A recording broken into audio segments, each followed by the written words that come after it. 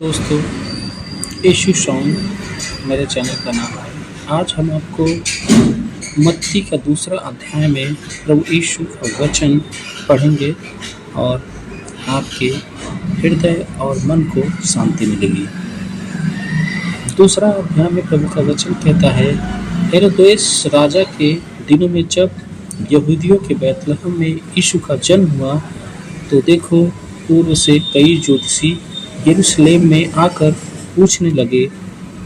दूसरा कि यहूदियों का राजा जिसका जन्म हुआ है कहाँ है, क्योंकि हमने पूर्व में उसका तारा देखा है और उसको प्रणाम करने आए हैं।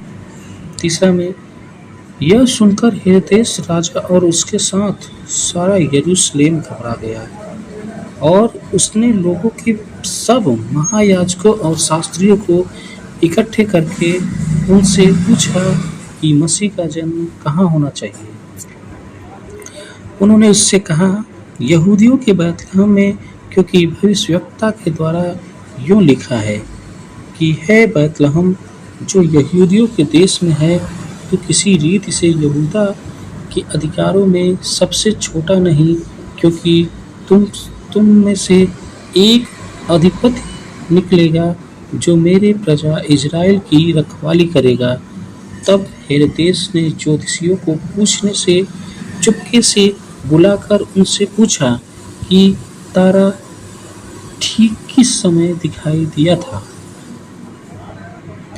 और उसने यह कहकर उन्हें बैतलहम भेजा कि जाकर उससे बालक के विषय में ठीक मालूम करो, और जब मिल जाए तो मुझे समाचार दो, ताकि मैं भी आकर उसको प्रणाम करूं।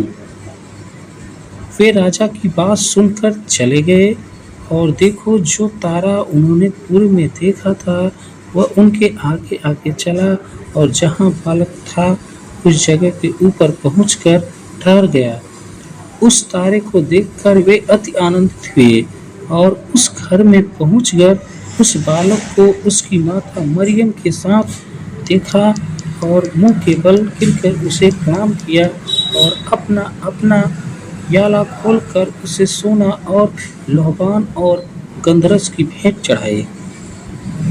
और स्वप्न में यह चेतावनी पाकर कि हेरोदेस के पास फिर न जाना।